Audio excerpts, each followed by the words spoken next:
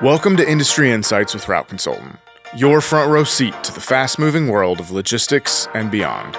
Each week, we bring you game-changing insights, real-world strategies, and fresh perspectives to fuel smarter investments and build stronger businesses. Join us as we sit down with expert guests to explore emerging trends and pressing topics across a wide range of industries. This is Industry Insights. Hey everyone, welcome to Industry Insights. This is a special episode that was actually recorded live at the Route Consultant Expo in 2026. We're releasing this over time so that if you weren't at the expo, or if you missed the session, or if you're just catching up, these are all coming out over the course of the year so that you can go back and watch this content and make sure that you see everything that we went over at the expo. Today you'll be hearing from me, Josh Gregory, about getting started in the logistics space. I guess just briefly about me, for those of you who haven't met me, this is my 6th expo with Route Consultant, so I only missed one. But the first one was actually here about 7 years ago, or 8 years ago now.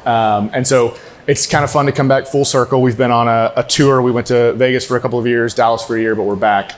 I have been in a bunch of different roles at Route Consultant, but where you see me now is all of our content, our education, things like this, the stuff that we put out online is my team and also me. A lot of the times when they need somebody to stand in front of a camera, they force me to. So that's kind of the place I've evolved into over my time here. But really a lot of what I do is for current contractors who've been in the space for a while.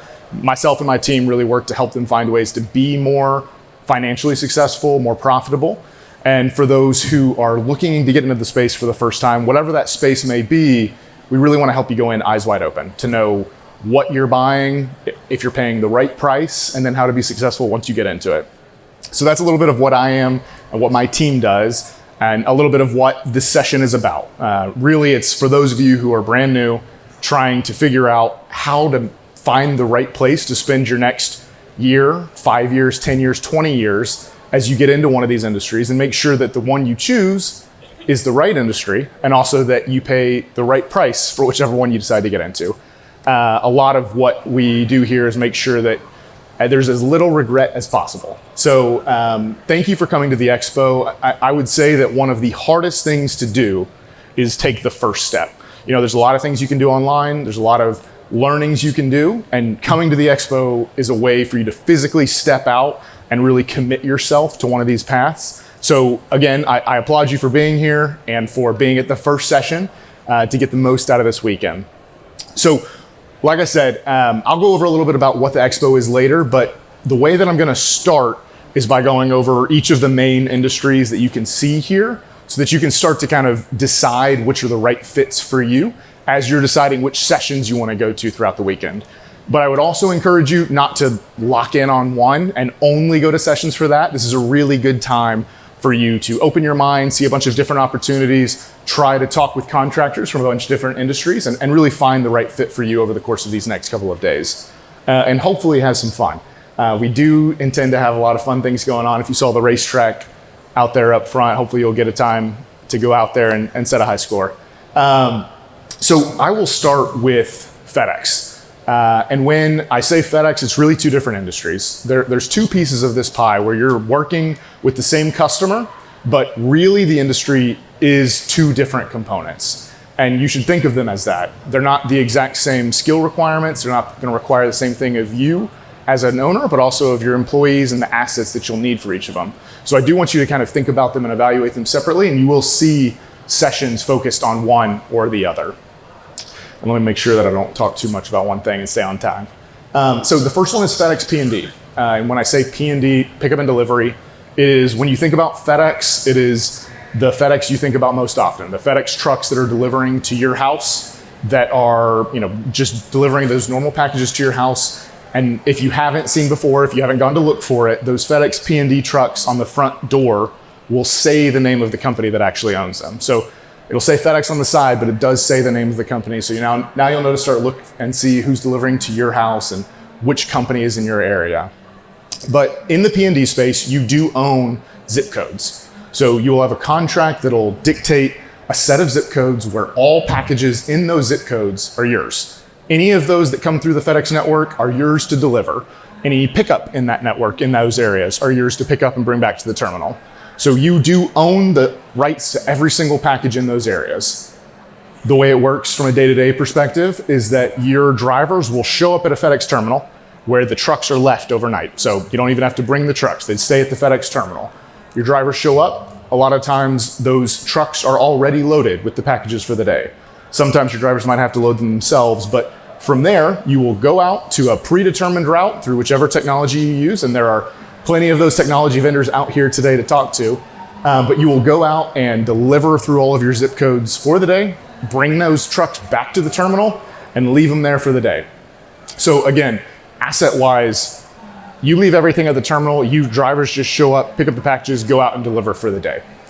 Now, when you're thinking about how this territory, this business actually works, FedEx pays through a contract that is typically renewed annually, is the way those are structured.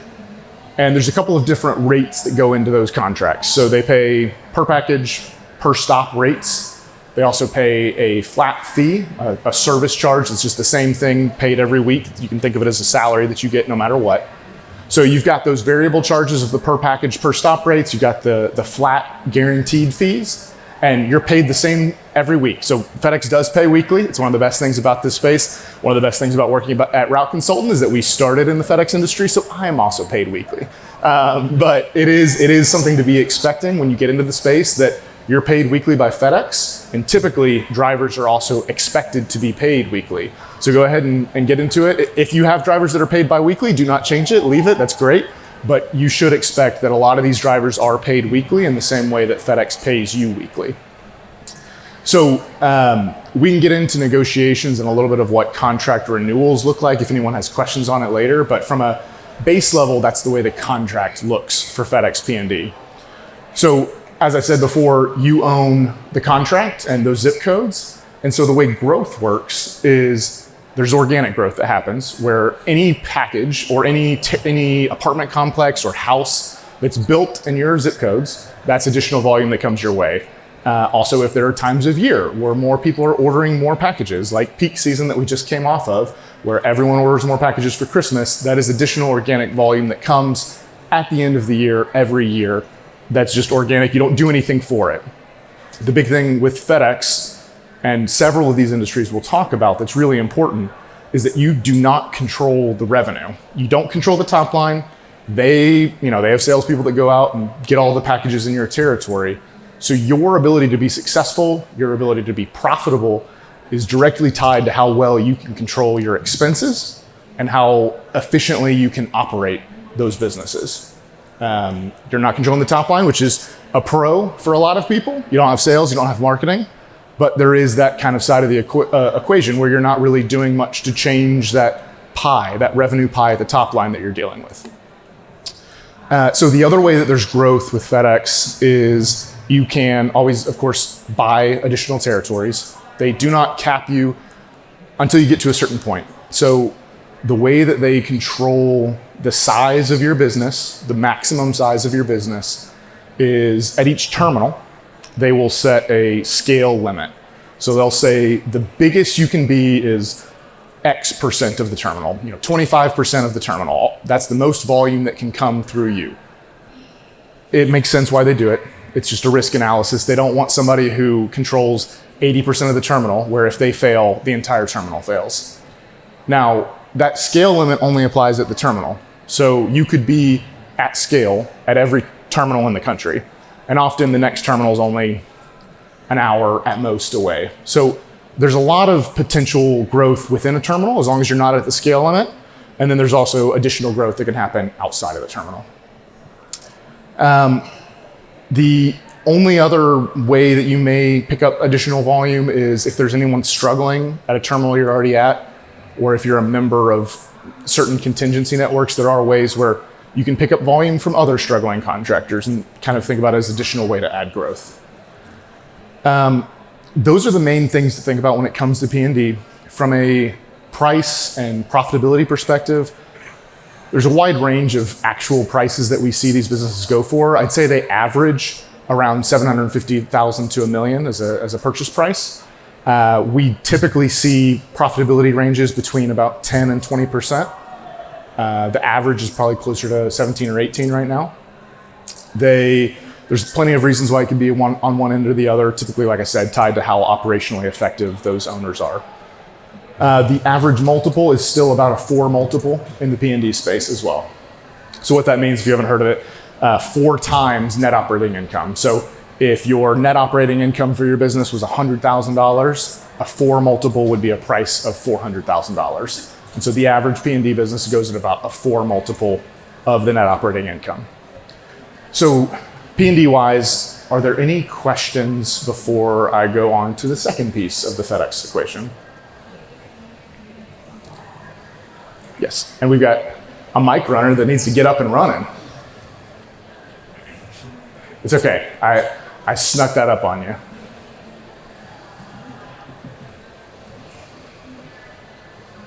Hi, morning. So other than buying an existing route, Yep. how do you get into the FedEx space organically? Yep. So there's a couple of ways. One of the ways that FedEx provides is something called Build a Ground Biz. So basically what happens is FedEx will sometimes post free Build a Ground Biz. It's a FedEx website. That's like the actual URL. FedEx will post free routes, both P&D and Linehaul, on that website. It's really important to understand what you're getting and what you're not getting. So if you go for one of those, typically they aren't going to have much history on what you can expect from that territory previously. There's no trucks included, there's no drivers included. And so it's really, you already have all the resources, know how to get them, and are bringing that to the table. Because a really important thing with FedEx is once you start up on the business, they aren't saying, here's your 9-month ramp time. They're expecting you on day one to really be able to be up and running and successful in the same way that any contractor who's previously run that has been successful. So Build a Ground Biz P&D can be good opportunities if you know what you're walking into and you have the resources for it, but it can also be really dangerous. The challenge with a territory that could be challenging, that you could lose it, is that is currently your only reputation with FedEx. And so if you come in and immediately have a poor relationship with FedEx and maybe can't even start up successfully, that is your black spot, and it might be hard to get a second one. I will say, I know when we grew, and I know plenty of people who did similarly, Build a Ground Biz was a great place to add territory once we'd gotten into the space and knew what we were doing, because it's just often a very cheap way to grow. But I generally say that it's very difficult to be successful if you don't have any resources or previous knowledge of how to run a similar type of company or a FedEx company to go through Build a Ground Biz. And it's often challenging even to get approved because, like I said, they expect you to be able to be up and running immediately. Any other on the P&D side? Congratulations, though. You broke the seal for the first question, so I appreciate that. Okay, so next category is Linehaul. So this is the other side of the FedEx coin. It's the one that I think the most people are naturally afraid of because, like I said, FedEx P&D feels familiar. You see those trucks all the time. You kind of know what it looks like. Even if they're bigger trucks than you would drive comfortably, they're still a lot closer to a normal sized vehicle than what you see on the Linehaul side, which most of us don't have our CDL, haven't been in a CDL, don't have family members that are CDL drivers. And so it just naturally feels significantly more foreign than the average P&D business. When we got into FedEx, we did P&D for a long time before we ever even looked at Linehaul. And if there's anything we could have done earlier, it's add on Linehaul to our business significantly sooner. I know plenty of people who've done P&D and Linehaul who started with one and added the other and vice versa. So importantly, I do want you to understand that these are two different businesses, but part of what I want to talk about today is to not automatically eliminate one or the other and really try to self-identify where you fit best and which one is the right fit for you over the course of these next 2 days, because they're both very attractive. But like I said, Linehaul can be something that you just write off because it feels too large, too scary. It can be. When I think about Linehaul in general, the thing we often say is that it's 90% boredom, 10% terror. I'll go into a little bit more of what that is, but basically a lot of what you're doing in line haul is pretty, simple and standard in terms of what your drivers are doing day to day. It looks very similar day to day. But when there is a problem, it's big. It's never a small problem with these vehicles. So the way to think about line haul in the FedEx network is you're basically the mules of the FedEx network ferrying all of the packages from terminal to terminal. They load up those tractor trailers and they move them, from Memphis all the way over to California. So that's the way that these are typically moved. The packages are moved throughout the network.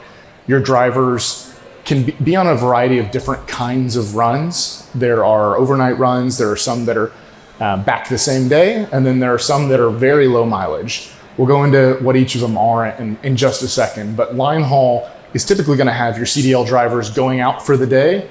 And maybe not much at all happens over the course of the day. These are guys who are doing the same thing, very used to doing the same thing, and are professional drivers.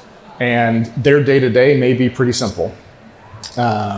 Basically, the typical average run, you're showing up at 7 p.m. at a FedEx terminal, picking up your load, driving 6 hours, dropping it off where you want to go, and then you get a load back from FedEx. So that as long as you're on one of the FedEx network runs, they also provide the load on the way back. There's caveats to that, but generally it is a pretty set in stone way for you to get there and back. And the way FedEx pays is just per mile. So there's a couple of different rates built into that, but they pay a per mile rate. They also pay a per mile rate for fuel. And there's a couple of additional charges that they pay as well, depending on what part of the country you're operating in. But as for P&D, there's actual contracts that renew annually, and they're at a per customer level negotiation. Linehaul's done regionally. So they roll out the same rates across the country in certain parts of the country.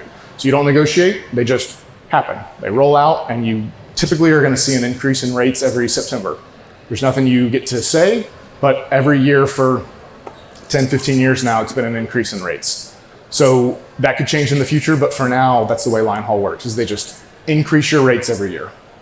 Nice to know, but it's also nice to know you don't really have to worry about the negotiation side like you might on the P&D side. Now, when I said when there are problems, they're bigger. A couple of ways to think about it. Like I said, in Linehaul, you have professional drivers. They're CDL drivers. They are generally paid at a higher rate. They're also a little bit harder to find than the average P&D driver because of the qualifications needed. We are in a better hiring market than I would say 2 years ago. It was significantly harder than it is right now, but even still, this is a different type of hire than what you have for P&D. The important thing too with those drivers is Linehaul, like I said, you're only paid per mile. There's none of the flat guaranteed salary I talked about with FedEx P&D. So if you have a driver that doesn't show up or quits, and you don't have a way to have that run go out, you don't get paid anything either. It's a feast or famine model. So it's really important in Linehaul to always be recruiting and always make sure you have some way to keep that truck on the roads that you'll get paid. So that's why I said if a driver calls out, it's not I'll figure out today. It can be a pretty significant hit to your revenue until you get that solved. Same for trucks. Those are not, the average Linehaul truck, especially if you're talking the over-the-road trucks, can be as high as $180,000, $190,000 right now if you're buying new. And if one of those goes down, again, it's always a headache. It's really important in this space to have strategies and contingency plans, and there are all kinds of ways to think about that. There are vendors on the leasing side to give you those options. There are warranties, there are tow truck, there's all different types of strategies, and we do have a fleet strategy session later. I'm not going to try to go into all of that right now, but there are ways to mitigate it. But at the same time, like I said, those problems are never small when they happen. So a lot of what you're doing, you should be doing this in any space, but a lot of what you're doing in Linehaul as well, since there are fewer assets on the road, is you're really just trying to think about contingency planning.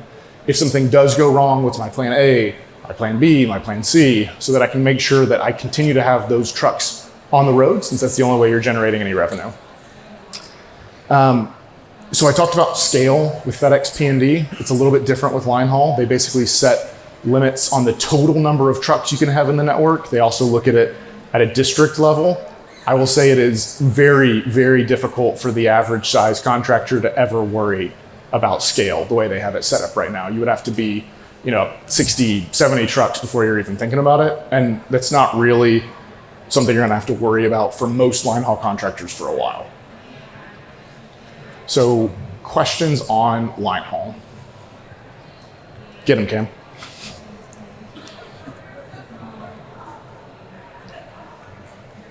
Good afternoon, Dylan Dollar, Two Lanes Transport. When it comes to rates for Linehaul, if you don't mind sharing, what percentage of the Linehaul rate is the driver getting? Let's say owner operator and company driver. It'd be tough for me to have that number off the top of my head. I would ask. One of the sessions later has a couple Linehaul guys that would be able to answer that. I don't know the exact percentage off the top of my head, so I'm not gonna throw a number out and lie to you. I would say there's a couple of guys in some sessions later. I'm not gonna try to just throw one out. It is a pretty high percentage though of that goes to the drivers. Almost every driver in Linehaul is also, at least in the FedEx space, are paid per mile, so it is directly correlated to that number. That's the way that most contractors think about it, but as for that exact percentage, I don't know off the top of my head. Okay. And it does vary per region too, the way that the rates are structured and how competitive your market is, how much you might have to give to that driver to be able to, there's some areas where you have to give a lot more to your average driver than others, yeah. All right, I appreciate it. Yeah.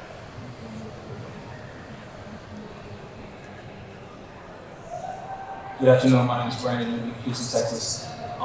Typically, how many vehicles does a contractor have in Linehaul? Yeah, and I guess I didn't touch on average margins and percentages, financials on the Linehaul side too.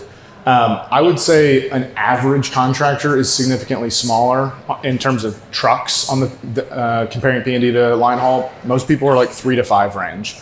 There are several that are much larger than that. But I'd say the average contractor is smaller. And one of the important things to understand, I don't have time to go into the full run acquisition model for Linehaul, but there is not the same growth pressure on Linehaul as there is on P&D. So P&D, I talked about how if they build 6 apartment buildings, or if they build, or if there's just ordering tons more packages, that is your volume, which is great, but it also means that you have to keep up with it. You have to be prepared for that growth because you can't turn it down.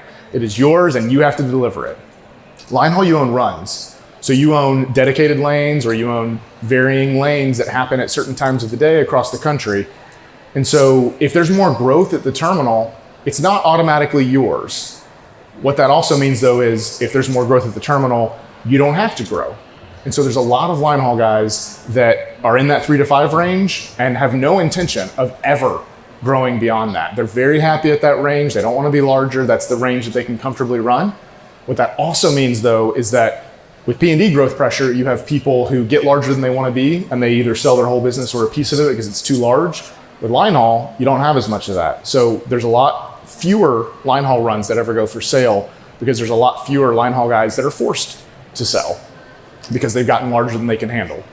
From a margins and financials perspective though, I'd say the average Linehaul business is going to be a little bit higher margin. I'd say closer to 15 to 25%. We see larger, but when you get up above 25, it's typically those runs that are running significant numbers of miles across the road, the team runs where there's multiple days out on the road. So we can't see that higher. Average multiple is still about a 4 multiple, similar to P&D. But the average price is going to be closer to $1 million or more. Again, we see smaller price or smaller size businesses, but when we're talking averages. But yeah, 3 to 5 is what I would say the pretty typical averages for Linehaul. Ron.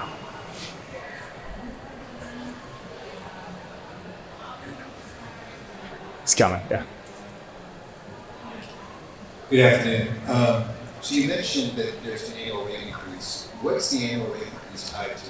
It's something FedEx calculates. They don't even tell you exactly what goes into the exact rationale for it, but it's going to be somewhere between 2 to 4% based on what they think are the market conditions and the rates that need to increase. Maybe there's been higher payroll pressure this year. Maybe truck prices have gone up this year, so that's how they're justifying it. The way that this applies for P&D too, the way that FedEx thinks about it is there is some number, some payroll or some profit margin percentage that they want all contractors to be around, and they're trying to create contracts that help the average contractor achieve that. They aren't going to tell you ever exactly what that is, and they're not even going to tell you all of the things that go into that calculation, but that is on the back end what FedEx's engineering team is going to communicate to you. In negotiations for P&D, on the flip side, what you're trying to do is make sure that if there are expenses you think FedEx hasn't properly taken into account, that you're communicating that to the engineering team to try to get a higher rate. That process doesn't really exist with Linehaul right now. We'll see if that changes in the future, but for now, it's just FedEx says, these are the rate increases. This is some of the rationale of why, but we're not going to tell you exactly what all the numbers are behind it. And are the historical rate increases published? I don't think there's any like technical place that it's published, but we can give you that information if you come to us. Yeah. Thank you. Yeah.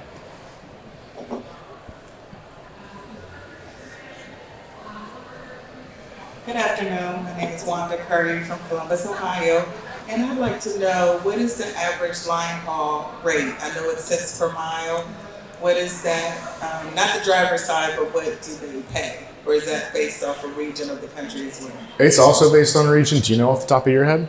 No. Okay. Ivan's one of our analysts, so I was like, if there's anybody that might in this room, it could be him. But yeah, it varies region to region, so it's not something that I would want to just throw out the wrong number. But if you did ask us about it, your part of the country, we could go in and tell you right now.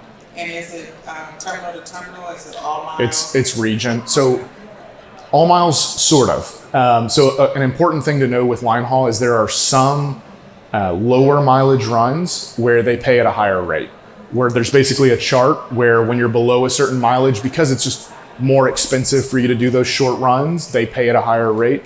There's something called spots as well in the network, where you think about an average P&D business. Let's say they have like a Bass Pro Shop that gets 1,000 packages a day. They could dispatch 3 or 4 trucks to that Bass Pro Shop every day, but that's a nightmare. It completely tanks your profitability. So what they say is, we want to give that over to the Linehaul guys. And so somebody on the Linehaul side will just take a trailer out, fill it up, come back basically every day. You might be doing 10 miles, but they'll pay at a much higher rate. So spots can be really profitable if you find a business that has those in it. So just, there's more to talk about there, but there's plenty that can be really interesting with those. I know people who are doing really well with spots. Yeah. I actually have 2 questions. Yeah. First question would be, is there a resource where I can find out where all the terminals in my area are? Yes. Call us. Okay.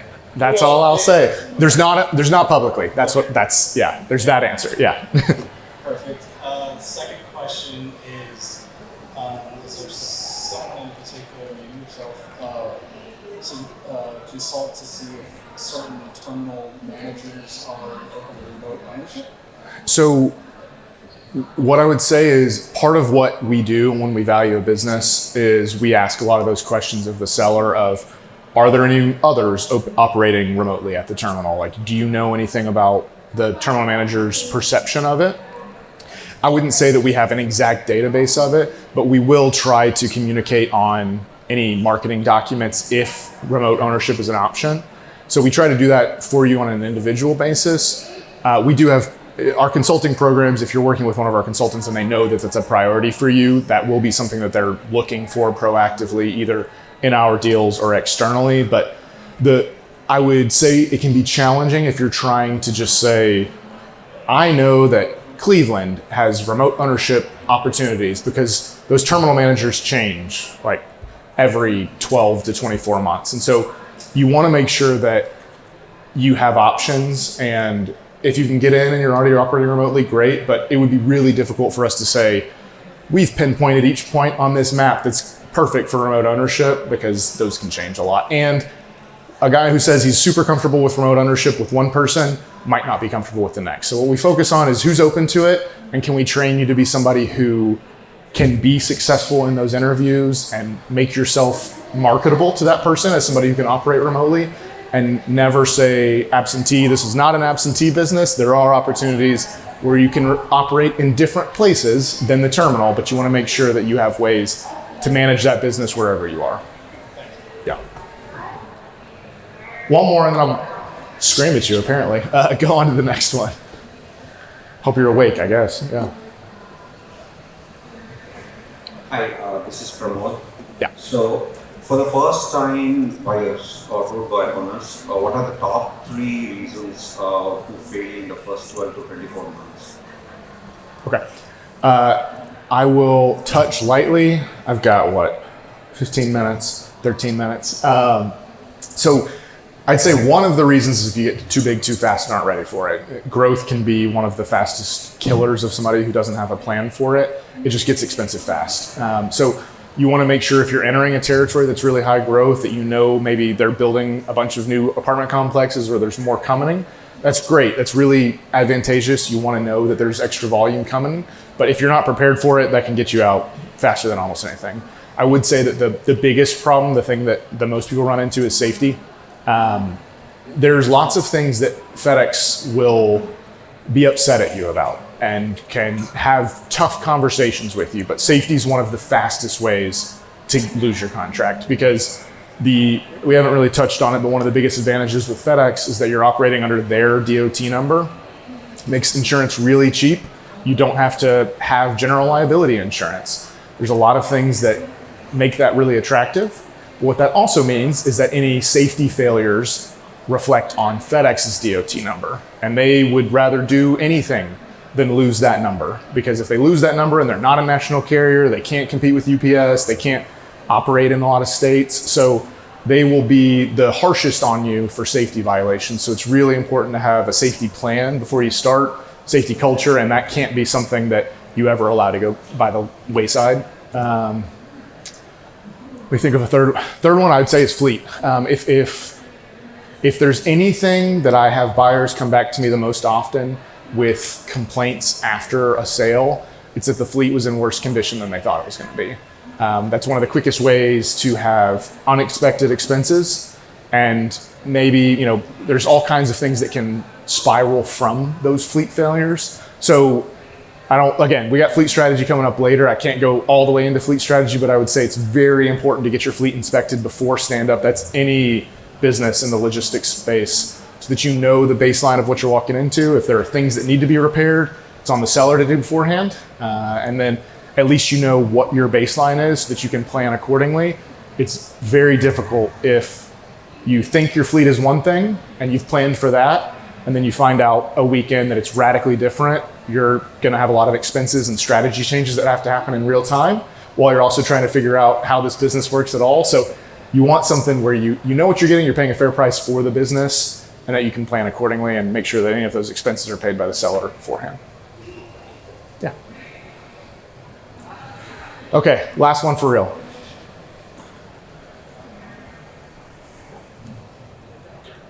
AJ from Houston area. What should be the good mix of runs if I'm buying a new business? Oh man, do I have 30 minutes? No. So you're talking about Linehaul runs in particular, right? Yeah. So just lightly, there are dedicated runs in the FedEx business where you know exactly where it's going to just about every day of the week, there and back. Those are the most consistent. It's one of the easiest to chart the profitability because you know exactly what top line you're dealing with, so you can chart out your expenses pretty accurately. I like to see a nice mix, a nice core base of those. Unassigns are kind of the next level.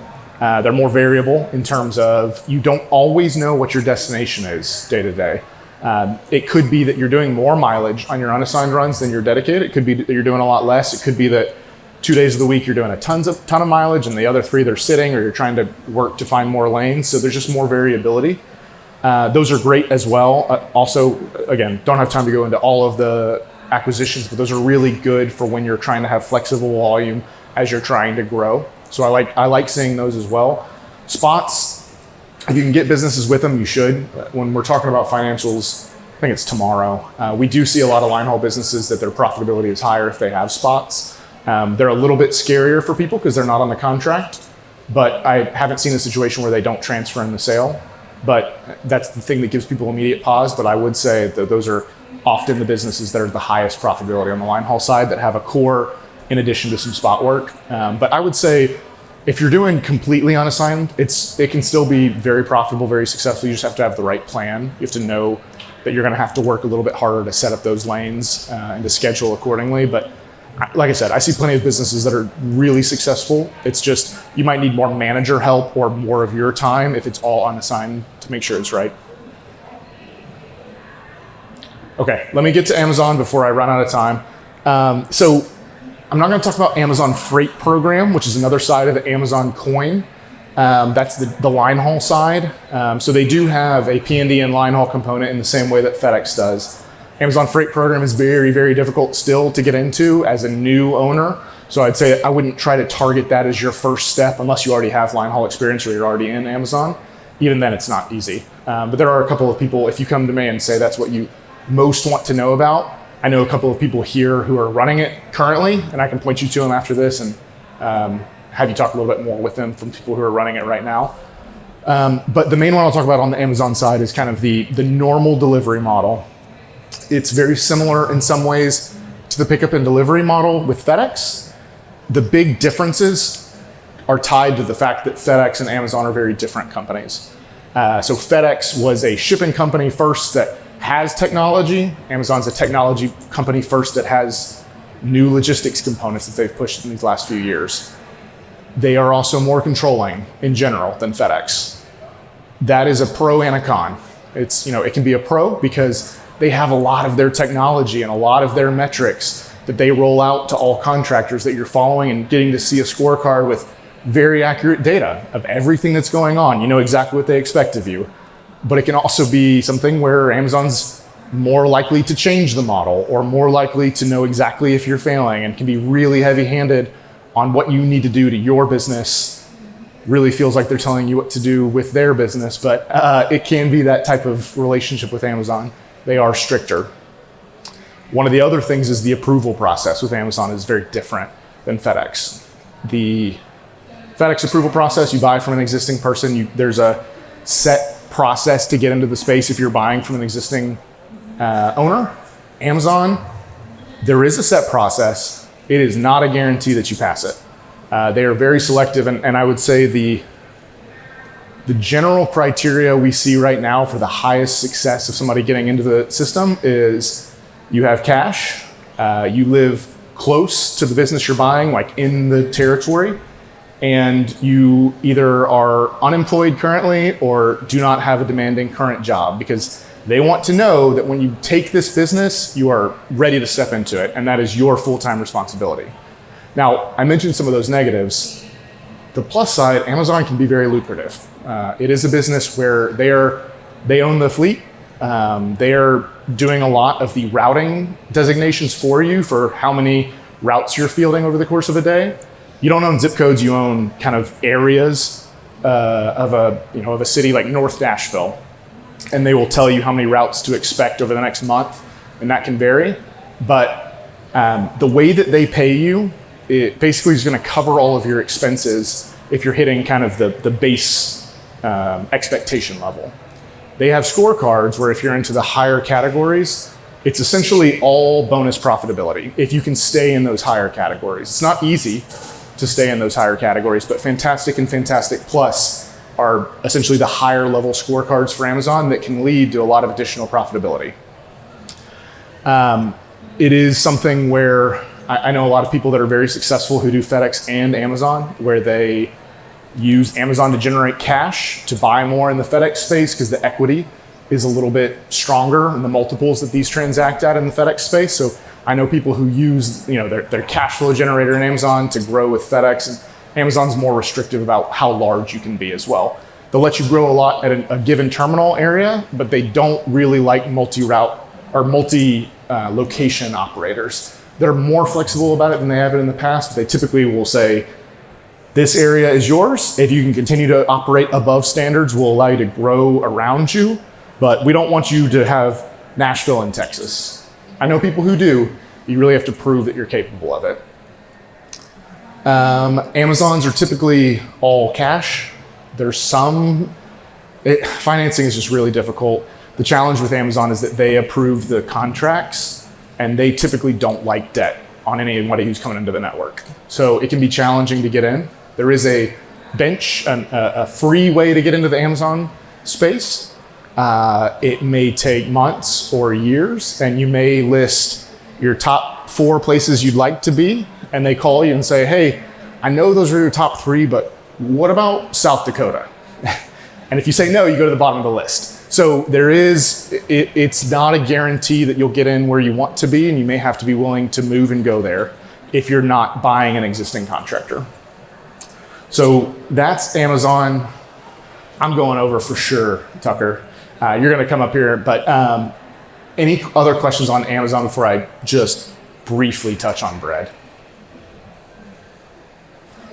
Okay. Let me hit, one question here. Hi, Fritz from New York. There's been some articles recently around Amazon and how a lot of folks are looking to leave because of some of the restrictive natures as well as the issues with insurance.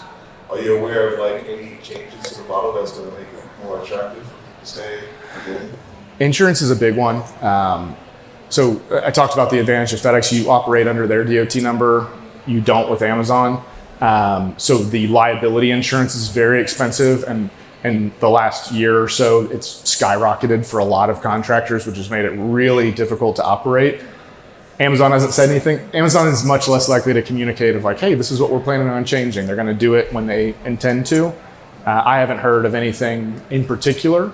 What I would say, tomorrow morning, we have an Amazon panel with really talking about the numbers that I think is a good opportunity to see like, what are people doing successfully there to mitigate that? Where do we think Amazon could move in the near future? Yeah. Okay, let me touch on bread quickly. So bread is a model that is similar and very different. You are a distributor connected to a bakery. A bakery like Flowers, Bimbo, Pepperidge Farms, Missions. There's a bunch of these that are common household names. You own. It's a territory. It's more than just zip codes. It might be, you own from 4th Avenue to 10th Avenue. They'll basically draw it out on a map, and you'll own every business in those territories that currently buy bread or could buy bread.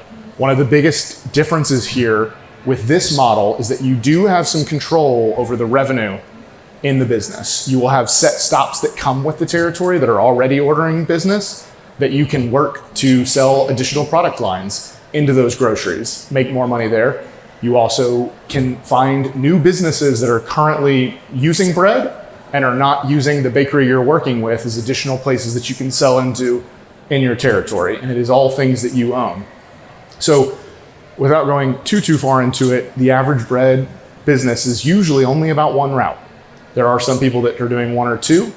And then I won't go all into it right now, but there are models where people are working 10, 15, 20 routes. It is not something I've seen over the last, until about 5 years ago at most. Like there's a lot of people that are it's moving towards what we've seen with FedEx, where basically bakeries are realizing that there is a lot of value in people operating businesses instead of just individual trucks. The average bread business route is significantly more profitable than the average one FedEx route. So as we continue to move into that model, there is a lot of opportunity there. There's some bread numbers courses that we'll have later if you really want to dive into those. Again, I talked too long, so I don't have time to go into all of that right now, but it is a really attractive opportunity, especially because the beginning entry level is typically only $50,000 to $100,000, and typically the bakery have financing options if you can't secure it from a bank. So there's pretty easy options to get in at the ground level on these. So one of the things that I wanted to do while we're here, one of the most important things you need to do while you're here is, again, talk to other contractors, but I also want to make sure that as you're here this weekend, you are thinking about the parts of this business that are the most difficult for you. What skills, what types of things you don't know how to do, because you've got a room full of vendors that are there to fill those gaps. One of the things right now that I want to have come up is the lending side. Unless you plan on buying cash, you will need a bank, and you want somebody who's financed these deals before that can give you the right answers and not say, oh yeah, we can finance this. And then you find out right before closing that they hadn't talked to credit. And now they're like, oh yeah, there's no way that we'll fund a FedEx deal. So I've got Tucker here from GBank that I wanted to briefly introduce himself give some info on what lending is like in the FedEx space in particular. And then I'll answer more questions and hopefully not have anybody in the next session get mad at me for going over. Thanks, Josh. I appreciate it. I know there's a lot of ambient noise, so if y'all can't hear me, just please let me know. One of the things that Josh just mentioned is how often someone will look to get into the FedEx space. They'll go to their local bank where they have a relationship, and then 30 days later they come back and say, yeah, like, our local bank couldn't get this done. It is a very unique space, and there's a lot of different moving parts that most lending institutions are not familiar with. What I want to focus on, and as I was thinking about this, I really wanted to focus on what I thought you folks would find most important and why we can really make a difference at GBank. Just a quick little couple of points on us. We're a $1.3 billion bank headquartered in Las Vegas. We are publicly traded. 100% of what I do is provide SBA loans for new investors in the FedEx space and existing contractors in the FedEx space. In the last 2 years, going back to January of 2024, we have issued over 80 letters of intent or term sheets. Only 11 of those did not move forward. The 11 that did not move forward were not because of what the bank wanted to do, but life happens to people. People change their mind. They decide to do something different. 100% of the ones that stayed with us went through. 0% of those individuals went to a different lending institution, which really speaks to our expertise. As I mentioned, a lot of moving parts, a lot of things that needs to be kept up with. Of the term sheets that are executed by our borrowers over the last 2 years, 100% of those loans have been approved by our credit department. Kind of the main thing there for you is, you spend a lot of time getting prepared to get up to that moment. And then all of a sudden, there's a brand new set of people that are looking at your loan request. I know what we will do and what we will not do. So I spend a lot of time on the front end getting everything prepared, so I know that once it does get to credit, there's a very, very, very high likelihood that that's going to get approved. Spoke about expertise in the space. Again, 100% of what I do is provide SBA loans for FedEx.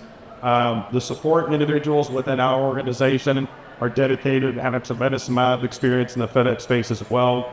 That includes both our underwriters and closers. Again, with FedEx, it's so unique and have very intricate parts that there has to be a level of familiarization, or it's going to be very painful for everybody. That's the last thing that I want to happen, is for it to be a bad experience to the buyers. So we do a lot of education. We encourage all of our folks to speak with people like Josh and other people in Route Consultant. So we're constantly learning about the changes within the FedEx space. It certainly doesn't remain stagnant. It does change over time. So remaining familiar with those is incredibly important. But at the end of the day, if you folks are looking to buy a business, your intent is to get that transaction done so you can become an owner.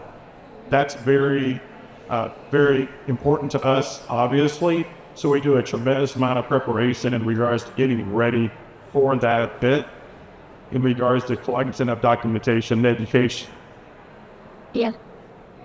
There's a huge sense of urgency on my behalf in my prior life.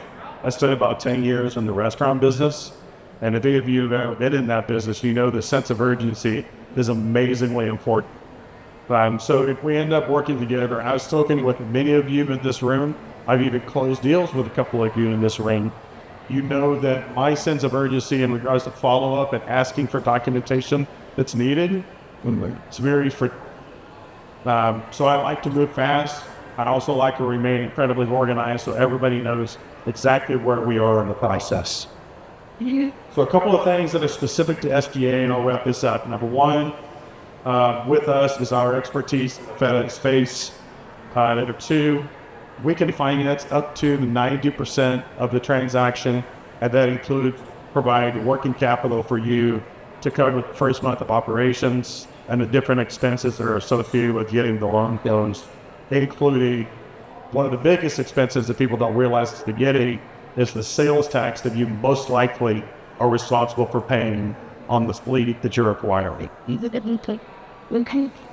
SBA loans come with a full 10-year amortization, no balloon payments, no prepayment penalties. You can pay it off, pay it down as fast as you want. We can also re-amortize your loan after you make bulk payments. So if your strategy is to get your loan paid off as quickly as possible, an SBA loan could be a great route. Because at some point you change your mind and you decide that you want to hoard cash for whatever reason, you can do that as well. So SBA provides a pretty significant level of flexibility in that regard. I know we're running late, so I'm going to wrap this up. We're going to get in the back corner after this session. Our booth is also directly across from this hall. Any immediate questions anybody asked that I can answer? Rick Pointer, 0 questions limit on SBN.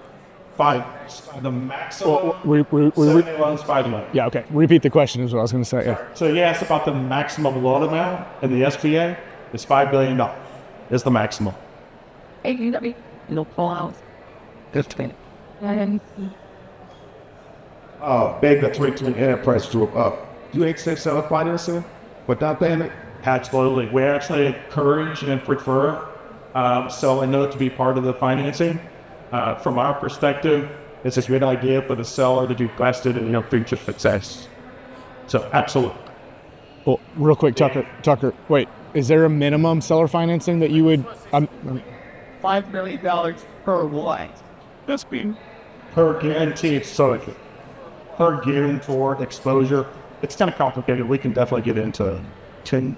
So he asked about seller financing, but is there a minimum amount of cash you require from the... So there is not a requirement for seller financing under most circumstances. Sometimes it is mandated. It can be depending on debt service coverage ratios and how much as a buyer you're injecting into the project. Thank you guys very much. Please come by and see us. Yeah, like you said, he's there and out here, so you don't have to come back in here to his corner to find him. 2 quick things I wanted to leave before, just in case there are any additional questions. One, if you do have questions about bread, the next session in here is actually hearing from one of the bakeries, Flowers, about what they think about the space, which I'd say that in and of itself is a pretty different opportunity compared to a FedEx or an Amazon that would never come and speak at an event like this. But the actual provider, the bakery, is here to speak about the opportunity they see in the space, what they're looking for, and how they see kind of the future of their space. So that's in here next if you're interested in bread. The other thing is, one of the spaces I didn't mention is that we're going to be talking about here is security. It's a new one that we'll be talking about for the first time, private security and what those opportunities look like. So we'll be talking about that a little bit later today with Andy Willis, who's sitting there hiding. But him and I will be back up here in a few hours if that is a space that you're interested in. We'll talk about what that opportunity looks like, again, in the near and distant future. So any other questions anyone else has before I let you go? You can also just find me outside so that I don't hold everybody here for over any longer. All right, well, thank you everybody for being, one from Tucker. Not a question, but just so everybody knows, we are giving away a couple of $250 Visa gift certificates. Free money's best money. Just register wherever you see our QR code. All right, thanks everybody. Have a good rest of the expo. Thank you for being at session 1.